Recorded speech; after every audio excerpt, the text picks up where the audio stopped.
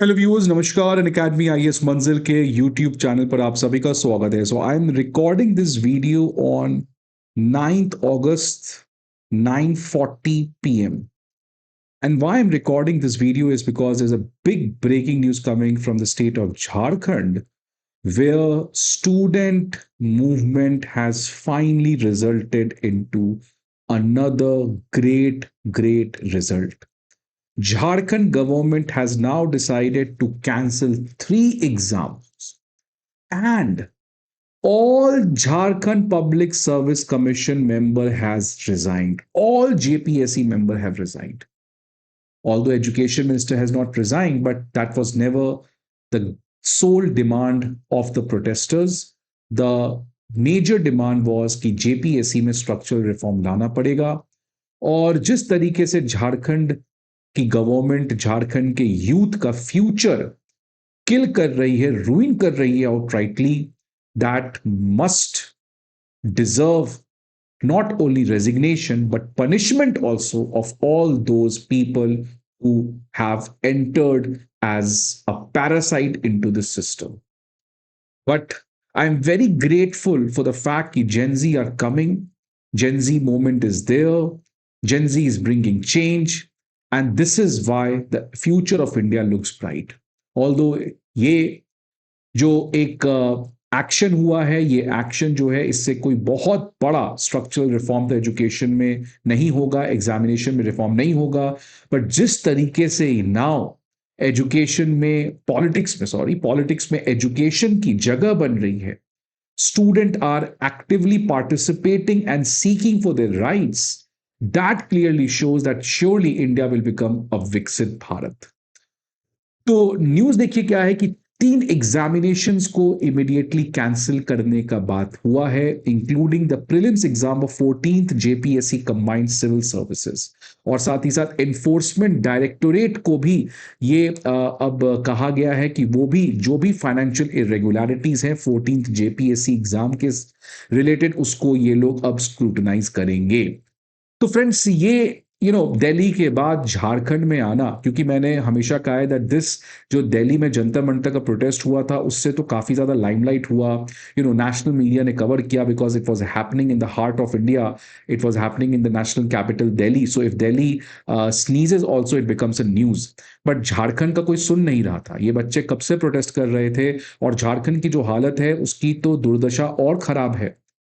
वहां तो नीट का पेपर लीक हुआ, इतना कंट्रोवर्सी हुआ, बट झारखंड में तो हर साल पेपर लीक होता है, और पेपर होता भी नहीं है, और होता है तो लीक हो जाता है।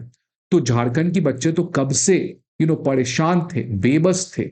इनका कोई सुन नहीं रहा था बिकॉज यहाँ पे बड़े बड़े चैनल नहीं आते हैं। लेकिन अब जिस तरीके से डिसेंट्रलाइजेशन ऑफ मीडिया हुआ है, जहां पे यूट्यूब के जो सोशल इन्फ्लुएंसर्स हैं, they have become very important, they have challenged the dominance of newspaper, news channels. इसकी वजह से now finally the students from the small state, they are also able to raise their voice. लेकिन मैं again friends आपको ये बता दूं कि ये जो पूरा एक यूथ का मोबिलाइजेशन देखने को मिल रहा है, जो भारत के पिछले कई दशकों में ऐसा नहीं देखने को मिला था। लास्ट टाइम जेपी मूवमेंट वो इंदिरा गांधी की इमरजेंसी के समय देखने को मिला था। उसके बाद मुझे शायद ऐसा कोई मोमेंट याद नहीं है जहां पर ये होते हुए दिख रहा है। और अब देखिएगा, ये स्टार्ट हुआ है दिल्ली से, ये झारखंड में गया है, ये कल बिहार में जाएगा, ये कल महाराष्ट्र में जाएगा। ये वैसे जितने भी स्टेट्स हैं जहां पे वहां के यूथ जो आज परेशान हैं, जो सिस्टम से अब थक चुके हैं, वो अब अपना आवाज उठाएंगे। And that you can never stop now, because now youth की जो कॉन्शियसनेस है वो जाग चुकी है। जैसे कार्ल मार्क्स ने कहा था ना कि एक दिन वो आएगा जब वर्कर्स इन कैपिटलिस्ट से इतना प्रताड़ित हो जाएंगे, इतने एक्सप्लॉइटेड हो जाएंगे कि उनका एक रियल कॉन्शियसनेस जागेगा। And when the real consciousness will awaken, it will be impossible for anyone in this planet to stop them. And that's what the real consciousness of the youth, the Gen Z, the Gen X, जो भी कह लो आप, it has awaken. और ये इसीलिए हुआ है because education तो एक जगह है जहां पे लोगों को बेबसी झेलना पड़ रहा है। आज एक बच्चे को एग्जाम निकलेगा कि नहीं निकलेगा इसका डर तो है ही, बट क्या वो एग्जाम फेयर है कि नहीं है, वो भी एक बहुत बड़ा डर है। तो ये एक चिंता आज के बच्चों में तो है ही, बट चिंता बहुत डीपर है, चिंता बहुत स्ट्रक्चरल है, चिंता सिस्टम में इतना घुस चुका है कि ये रिफॉर्म तो ठीक है, बट अगर सरकार इन बच्चों के लिए कुछ नहीं करती है आने वाले समय में, तो इंडिया की जो डेमोग्राफिक डिविडेंड हम लोग कहते हैं ना, वो डेमोग्राफिक नाइटमेयर बन जाएगा। इसीलिए ये जो आज यूथ सड़क पर आ रहा है, जो अपने हक की लड़ाई कर रहा है, इसको केवल आप ये मत सोचिएगा कि एग्जाम से वो परेशान है, वो तो है ही, लेकिन वो जो परेशानियां झेल रहा है वो बहुत बड़ी परेशानी है। और इसी चीज को 5 अगस्त के द हिंदू न्यूज़पेपर में बहुत अच्छे से कवर किया गया है, सरकारी डेटा को यूज करके। मैं इस पर्टिकुलर न्यूज को सोचा था कवर करने का, बट मुझे लगा कि अभी इसका सही समय नहीं आया है। लेकिन जो झारखंड की खबर देखने को मिल रही है दिल्ली के बाद, as a teacher, as an individual, as a citizen, I feel very happy about that, right. अब एक बात और कि जब जंतर मंतर पे प्रोटेस्ट हुआ, मैंने वीडियो कवर किया, बहुत लोगों ने कहा कि ये तो पाकिस्तानी एजेंट हैं जो जंतर मंतर पे प्रोटेस्ट कर रहे हैं, इनका तो एंटी बीजेपी है। बट झारखंड में तो ऑपोजिशन की गवर्नमेंट है, राइट। ये किसी भी गवर्नमेंट को, as a teacher and student, it does not matter. See, teacher और स्टूडेंट जो है वो एजुकेशन के लिए खड़े हैं, राइट। उनको पॉलिटिकल पार्टी से मतलब नहीं है, क्योंकि ये करप्शन, ये सिस्टम में धांधली, ये किसी एक सरकार की नहीं है, पिछले सरकार भी करती थी। The same problem was there in the UPA government also, the same problem is in NDA government. Thankfully what is now change कि अब यूथ जो है वो ये नहीं सोच रहा है कि मेरे आगे आने से क्या होगा, मेरे बोलने से क्या होगा, मैं क्या ही बदलाव कर सकता हूं। अब उसको लग रहा है कि मैं बदलाव कर सकता हूं, और ये हौसला जंतर मंतर के प्रोटेस्ट में देखने को मिला। तो ये झारखंड जो है, ये पहला दिख रहा है कि डिसेंट्रलाइजेशन ऑफ प्रोटेस्ट हो रहा है, कि जब छोटे स्टेट में ये हो सकता है, जहां के स्टेट्स के बच्चों को कोई सुनता नहीं है, तो अब आप समझिए आने वाले समय में क्या।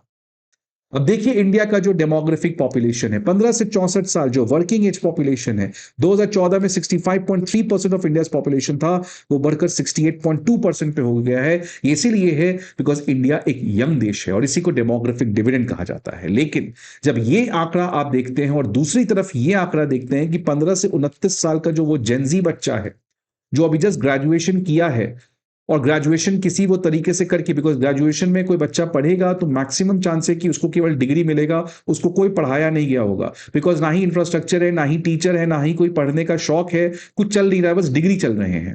अब अगर वो मान लो किसी तरीके से पास हो गया तो जॉब तो नहीं लगेगा, राइट। अब वो जॉब नहीं लगेगा, उसमें बच्चे की गलती है कि सिस्टम की गलती है? बच्चा तभी पढ़ेगा जब टीचर को पढ़ाना आता है, और टीचर को तभी पढ़ाना आता है जब आप टीचर में इन्वेस्ट करेंगे। टीचर तभी पढ़ा सकता है जब स्कूल की इंफ्रास्ट्रक्चर अच्छी होगी, टीचर को एक अच्छा सैलरी मिलेगा कि वो मोटिवेटेड होगा। बट तो सारा सैलरी तो आईएएस को जाता है, टीचर की तो कोई सुनता नहीं है। सारा सैलरी तो करप्शन में जा रहा है, आधा से पैसा, राइट। सड़क बन रहा है, सब कुछ बन रहा है, लेकिन जो बेसिक बुनियादी खर्च है वो तो कर नहीं जा रहा है। तो इसीलिए आप देखेंगे कि जो अनएम्प्लॉयमेंट रेट है 15 से 29 साल के बच्चों में, वो नेशनल एवरेज से 3 टाइम्स हायर है, 3 टाइम्स हायर है। आप देखिए इस डेटा को, ये गवर्नमेंट का डेटा है, पीएलएफएस डेटा, ये कोई अनऑफिशियल डेटा नहीं है, गवर्नमेंट का ऑफिशियल डेटा है, कि अगर आप देखेंगे ओवरऑल अनएम्प्लॉयमेंट तो 3% है, लेकिन अगर आप 15 से 29 साल के बच्चों का अनएम्प्लॉयमेंट देखेंगे तो 9.9% है। और मैं एक और डेटा बता दूं कि ये तो हो गया 15 से 29 साल के बच्चों में 9.9% का अनएम्प्लॉयमेंट है, और जो 15 से 29 साल के बच्चे ग्रेजुएटेड हैं, जिन्होंने ग्रेजुएशन कर रखा है, उनमें तो ये अनएम्प्लॉयमेंट बढ़कर और डबल डिजिट में हो जाता है, 20% के लगभग उनमें अनएम्प्लॉयमेंट है। तो जितना ज्यादा आप पढ़ोगे, होता था ना पहले, कहा जाता कि पढ़ोगे लिखोगे आगे बढ़ोगे, आज पढ़ोगे लिखोगे तो बेरोजगार बनोगे, राइट। क्योंकि आज अगर आप पढ़े लिखे हो तो आपको उस लायक जॉब नहीं मिलेगी, राइट। उस लाइक जॉब नहीं मिलेगी, इसकी कोई गारंटी नहीं है। आप देख सकते हैं यहां पे ये क्लियरली डेटा दिखाएगा कि the more you study, yes, even education is not enough to find a job, unemployment rises with education. आज इंडिया में अगर आप 8th पास हो, 10th पास हो, 12th पास हो, आपको जॉब मिल जाएगा, बिकॉज वही जॉब इकोनॉमी में क्रिएट हो रहा है। So economy is not facing the problem only of quantity of job, but also the quality of job, because the more educated you are, the less likely you are to land yourself in a job, and that's why there's a frustration among youth।